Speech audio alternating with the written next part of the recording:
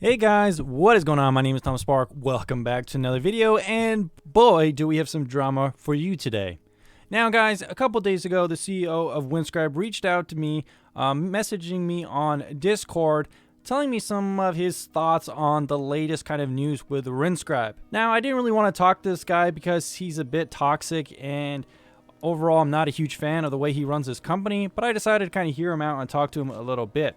However, the conversation wasn't very productive, and I ended up blocking him because I just didn't really feel like talking to him anymore because he wasn't really listening to what I was saying, and it just seemed like he was mostly just venting at me, maybe mad that they had lost customers or that their kind of PR image has not been good lately. Now, in this conversation, I knew that he could be ending up screenshotting it or posting it to his Discord for people to laugh about it or flame me or something like that, or I kind of suspected he could end up posting this on Twitter or something like that. I kind of hope that he wouldn't do this, however, because when you're DMing someone on Discord, there's at least a certain amount of an agreement that it is private and you're not just going to share it around to everyone. However, Yegor clearly doesn't believe in privacy, and he's not really worried about that because he decided to bandwagon onto a thread I was talking about with IVPN, discussing the state of the affiliate industry and how IVPN, they don't like it in some ways and have some problems with it, and I was kind of giving them my feedback on maybe if they could bring one back and do it the right way.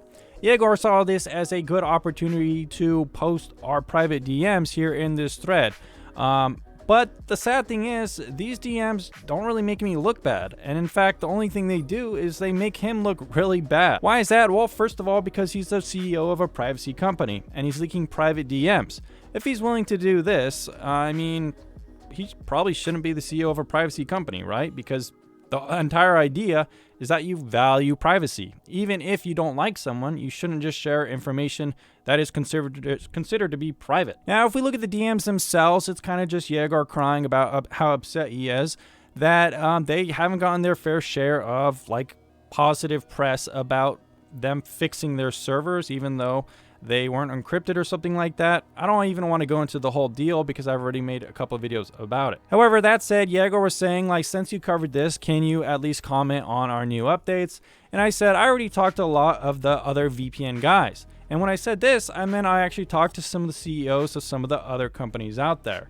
In fact, I even talked to WeVPN, and they said Yegor had reached out to WeVPN, and WeVPN had even told them that they don't have any of the vulnerabilities that Yegor is claiming they do have. Additionally, I also talked to the CEO of Torguard and some other CEOs out there to kind of get their take on this issue, and most of them agreed that Yegor was misrepresenting their products, misrepresenting their security, and some of the CEOs even came out themselves posting on Twitter that Yegor was misrepresenting their products and kind of spewing misinformation.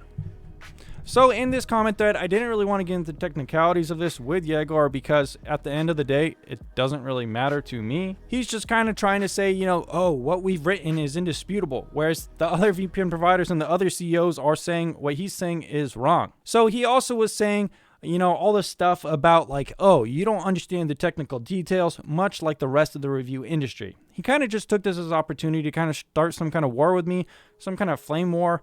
And honestly, it just makes him look really unprofessional as a CEO of a company itself.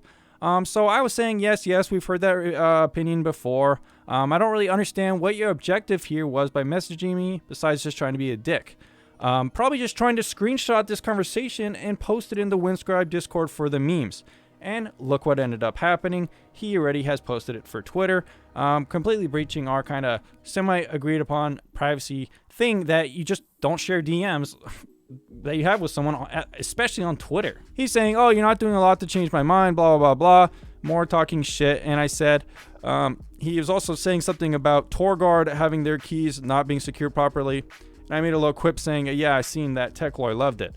Another privacy guy on YouTube clearly doesn't like Torguard, and he used Yegor's little quippet here to put that in his video, kind of taking a good shot at Torguard, because he always loves to take shots at Torguard whenever he can, even though in his Torguard review he made tons of mistakes and Torguard completely roasted him for it. Anyways, guys, just thought you should be aware of all this drama going on. Honestly, not a good look for Windscribe as a company. Unfortunately, I think they actually have a really good product. It's just kind of unfortunate to see someone like this at the head of the company clearly making bad PR decisions that's only going to hurt his potential customers in the future. Anyways, guys, that's just my thoughts on this one, and I'll see you again in the next video very soon.